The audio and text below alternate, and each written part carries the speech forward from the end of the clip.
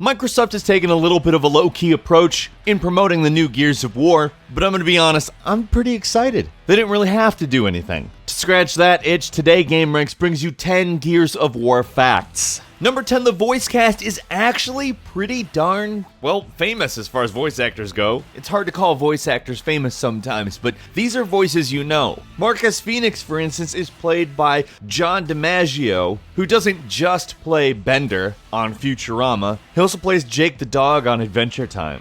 In fact, that guy's got a long rap sheet. He was in Final Fantasy X. He was Waka, which is funny. Dom from Gears of War, for instance, is Leonardo da Vinci in Assassin's Creed. And also Coltrane is played by Terry Tate. I mean, his name's not really Terry Tate, but if you remember those Office linebacker commercials from a couple Super Bowls ago, well, that's Coltrane. Number 9, Gears of War 3 was written by an author that has not played Gears of War. And to be completely honest, the story of that game is one of the better ones. She literally didn't play it. And not just because she isn't a gamer or anything, it's literally that she prefers to go into her stories cold, meaning she doesn't know any backstory at all before getting to work. She got all of the backstory by just looking at the art. She's also written several of the Gears of War novels, so it's hard to say that she doesn't like the universe. I'm guessing that she really likes the universe. I mean, it's bizarre. Like, seriously, it's probably the best out of the trilogy's stories. Like, the story is really, really good. Like, the commercials for Gears of War were always super emotional, but they finally managed to nail it in Gears of War 3, which was written by somebody who didn't play the original games. It's amazing. Now, I know purists probably won't like to learn this type of a fact, but to be completely honest, this excites me. Like, bring more narrative people in. If they haven't played the game, who cares? Gears of War 3 has a great story. Number 8, there's kind of a duck hunt game hidden in Gears of War 3. If you shoot 3 coins in a certain order that are hidden on the sides of trees in the level House of Sand. Now, this is an interesting one on account it was found this year. The video detailing how to do it was actually only posted last month. It's pretty interesting because you actually get several rewards based on how well you do, and it kind of plays out like a weird arcadey shooting gallery. Number 7, boomers, one of the enemies in the game, are named after the humanoid robots in the anime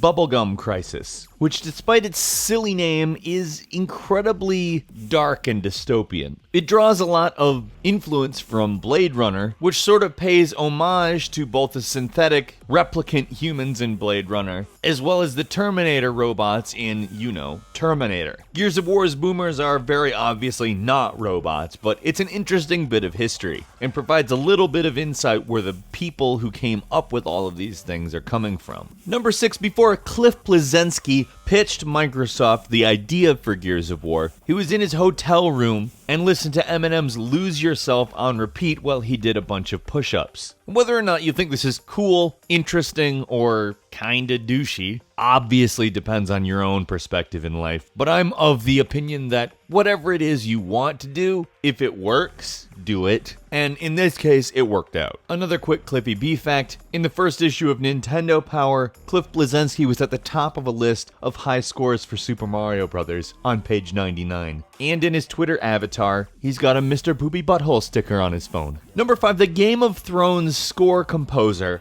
the person who made the dun dun dun dun dun dun dun dun dun song, is composing the soundtrack to the new Gears of War. And just to be super duper clear about that, that's awesome. The music in the Game of Thrones show is perhaps some of the best music in television and film, period. And if you ask me, one of the primary things that makes the Game of Thrones series so popular, without anybody really knowing it, is the music. Because, I'm gonna be honest, a lot of the time they fuck the story up pretty bad. But that music! Number 4, the original Gears of War cost $12 million to make and made $100 million in revenue, so it was pretty profitable. And the second one, though, however, ballooned about 5 times that much. And by the fourth title, the one that we're getting now, it would have cost Epic Games about $100 million to make. So it would have had to have been astoundingly successful for them to actually come out ahead. Which is essentially why they sold the property off to Microsoft. Now, Microsoft can make it a centerpiece. They brought in a lot of the developers that have worked on Gears of War titles and can spend time showing why you need an Xbox One because of this game. Whereas Epic, I mean, if they were going to make a Gears of War 4, it probably would have been multi-platform because that development cost is extremely high. And no joke, could have broken the company. Number 3, Epic had actually done some work on Gears of War 4, both with and without Rod Ferguson, who is the head of the Coalition now. And some of that work was incorporated into what we now know as Gears of War 4, although a bit modified. He had worked on it a little bit before he'd left Epic Games and wasn't entirely happy with what had gone on with the franchise after he had left. So some of the content made it in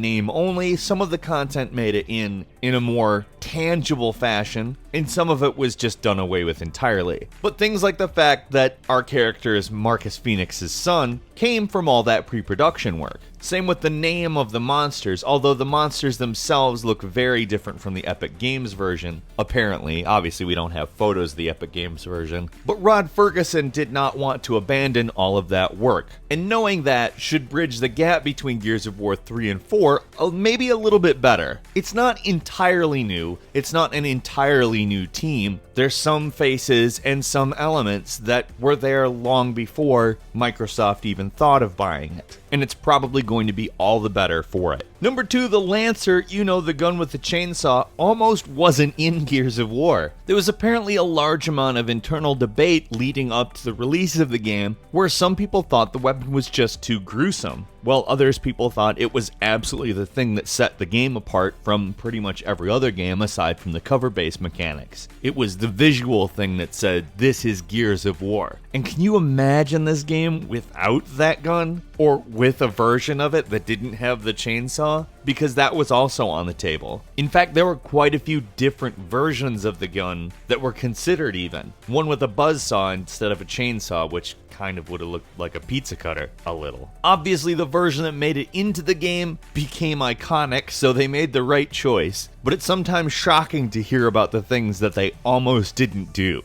And finally, number 1, Gears of War started off as a project called Unreal Warfare, which was a class-based multiplayer shooter, which if you think about it is a little bit ahead of its time. As they saw more and more games with campaigns sort of establishing a brand, which they sort of pulled it away a little bit from Unreal more and more until Gears of War was formed, a completely new IP. All of the concepts that made Gears of War into what it is today took a long time to come out, including the fact that they were absolutely adamant that there were no laser guns in the game. Lasers being quite the sci-fi staple, and Gears of War being sci-fi. All that time and focus and the want to make an actual good campaign really created a unique game with very refined cover mechanics and weapons that you remember no matter what. Are you guys excited for Gears of War 4? Did it make you remember some stuff about the other Gears of War games that you particularly liked? Let's just go crazy with Gears of War discussion in the comments today. And if you enjoyed this video, please click like. If you're not subscribed, now is a great time to do so. We upload brand new videos every single day of the week. And as always, we thank you very much for watching this one. I'm Falcon. You can follow me on Twitter @FalconTheHero. And we'll see you next time right here on gameranx.